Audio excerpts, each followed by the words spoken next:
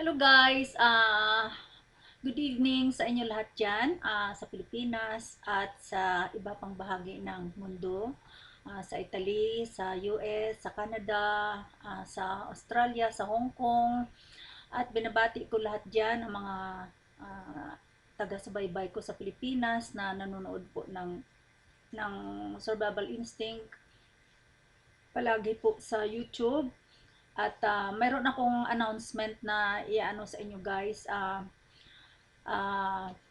Nag-open po ako ng Facebook page. Sana guys, tangkilikin din po ninyo at subaybayan nyo po yung mga post ko po sa YouTube at sa YouTube tsaka sa Facebook page ko na Maria MJ Ryerson Survival Instinct Vlog, sa Facebook page ko na Maria Josea Herrero Ryerson.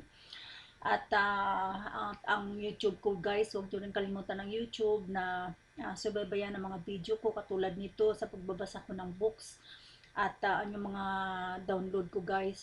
Sana po tangkilikin po ninyo, okay? Mega shout out dyan sa Pilipinas, sa mga lahat ng mga nanonood at taga-subaybay ko dyan. Ngayon guys, magbabasa tayo ng this is in English version, but it's okay.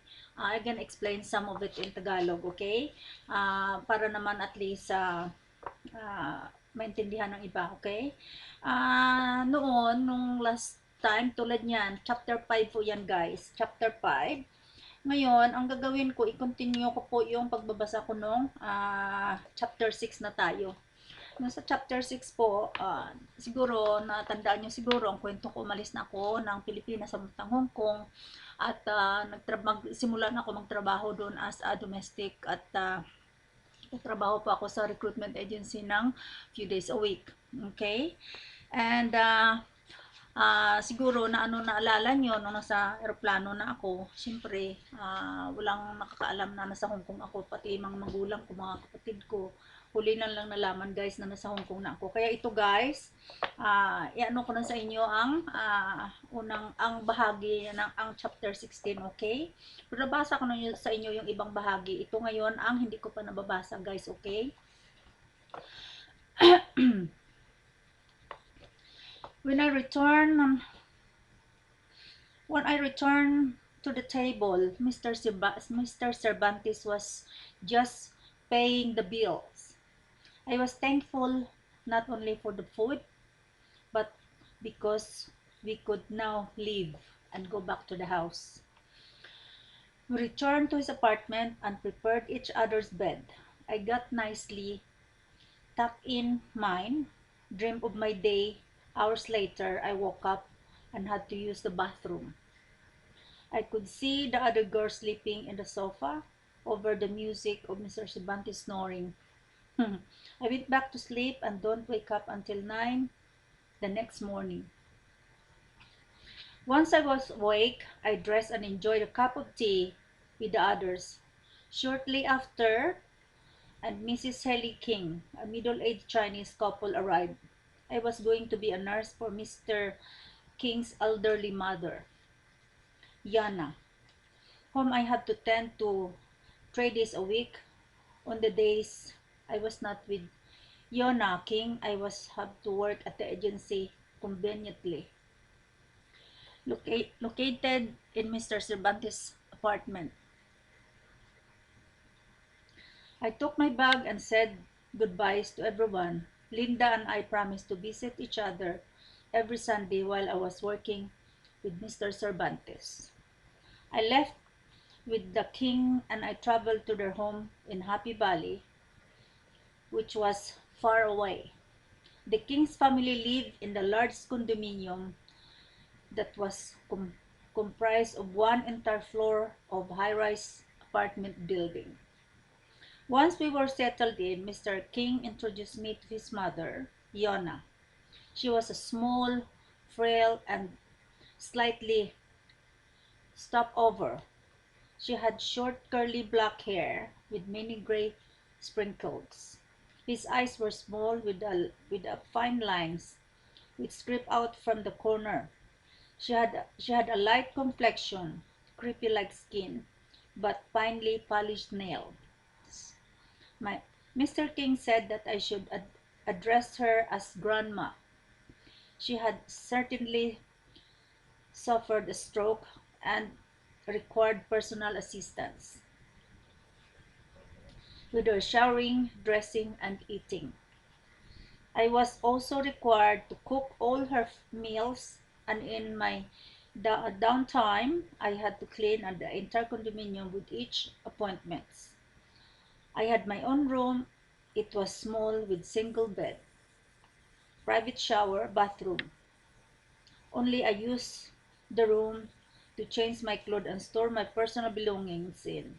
I sleep in grandma's room on the following fold, folded bed because of her medication, bathroom, and requirements. I was up and down at all night. She wore adult's diaper in case of an accident, but instead of using the bathroom most of the time, she had to use the diaper that I wasn't even aware of it.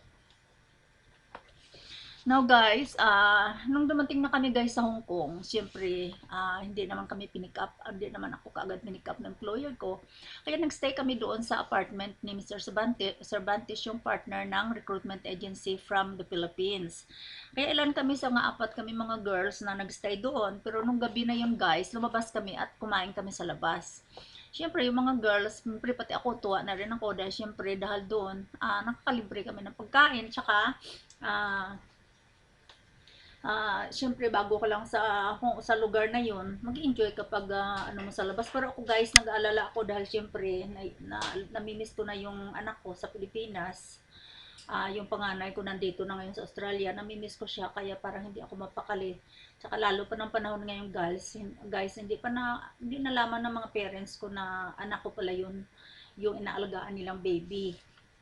Kaya syempre napakasakit sa akin na noon na nilihim ko sa kanila. Pero yun lang guys ang magawa kong paraan para siguro naisip ko noon na para hindi magiging complicated lalo ang maging buhay ko at mga parents ko noong mga panahon na yun. Okay? During a moment where I tried to sleep, I thought about my parents' reaction if they had learned I was really in Hong Kong. I was sure that they would be happy for me because I was earning more money and could help them better financially. But also disappointment because I didn't allow them to proper goodbyes. On my first Sunday off from the King, I woke up early, excited to see Linda and the other girls. I was the first to arrive at Mr. Cervantes' apartment. He answered the door and invited me in. He asked me to join him for breakfast and I instantly say yes. As we eat toast and pot's egg, he explained what I was required to do in the office. He took a sip of orange juice and said, "Your main job here is to process immigration documents for our application from the Philippines and then meet with the potential employer for contract. And signing of the contract, I will write out your instruction for each day and you simply just leave the paperwork on the desk." He glanced over his mahogany desk and spoke and added, "I will also be giving you a key for this apartment so you can come and go as you please." Kasi guys, nung sa Hong Kong ako guys, ang nagtatrabaho din kasi ako sa recruitment agency kapag day off ko, kapag hindi ako nagtatrabaho doon sa employer ko mismo na nag-sponsor sa akin, nagtatrabaho ako sa recruitment agency ng few times a week. I didn't seems like enough work to keep me busy for 3 days a week, so I inquired, "How does the cleaning of the office at your apartment?"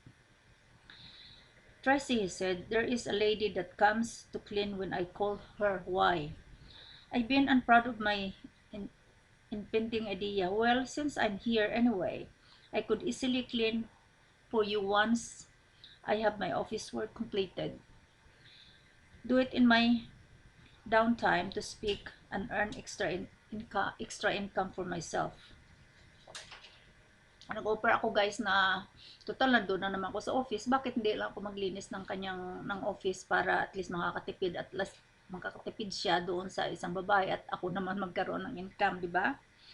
He thought about a moment and have feeling he was hoping I volunteered to do it in addition of my work my office work. I had to go my office work. Do it in my downtime, so to speak. I earn extra income. He thought about it for a moment. I have feeling that he was hoping it's a voluntary work additional to my workload. I was always looking for ways to make more honest money, even though it was my day off. I asked him if I could start cleaning today. So on that day, I volunteered myself na I could, do the cleaning and stuff like that from for the office, but they have to pay me money. Small if you want to, that's fine. I had to go buy some groceries so you could do whatever you like. He showed me where the cleaning supplies will keep, how to use washing machine, and give me the key of the apartment. Was that with that he left. My routine was to work 16 hours a day at the King's King's from Monday to Thursday. Then I would take the bus to the train of the office and work there 10 hours a day. Thursday to Saturday. I returned to the Kings in the evening. On the Sunday, I worked 3 or 4 hours cleaning. Mr. Cervantes, luckily, I didn't see him very often as he was usually at the different job location. But there were some times when we were alone in the apartment together. There was always complimentary about my appearance, of the skin I might be wearing. Instead of feeling flattered, I felt uncomfortable. So far he hasn't tried anything inappropriate, but at the age of 23 I know exactly how men were. My woman intuition told me I could not trust him. In order to avoid him, I started working longer on Saturday cleaning, so I would have as much to do on Sunday. I would go to church early in the morning, then return to the place and finish cleaning. Usually invited some of my other girlfriend with me so I would not have to be alone with him. Usually this became my routine, and the girls began coming every Sunday right after lunch. They bring food and drinks, and we had out during the day. We hung out during the day. Everyone would tell a little more of their lives and their families. When it was my turn, I avoid talking about my past. I acted as if I was happy that my work was my life. The truth was that I was quite depressed and hiding my pain. I missed my family and my daughter. Month passed, and one day Mr. Cervantes asked me to and the other girls to organize welcome party for the new office manager from Manila who was coming to visit the office in Hong Kong. I was very excited and at the thought of the party, since the bulk of the work would fall on my shoulder. I later returned to King's house and prepared dinner for them. That evening, after I put Grandma to bed, I lie on my bed and look about the room, thinking about the party and I was that I had to organize and everything they need to be done. I tried to stay positive and my eyes became heavy. I have a smile on my face as I began to fall into slumber. Suddenly, a little voice abruptly started, "Sophia, Sophia, are you still awake?" I turned to see Grandma sitting at the side of the bed. "Will you please take me to the bathroom? I'm sorry because I know you have a big day tomorrow, but I really have to go." I sat up and gave her a smile. There's no problem, Grandma.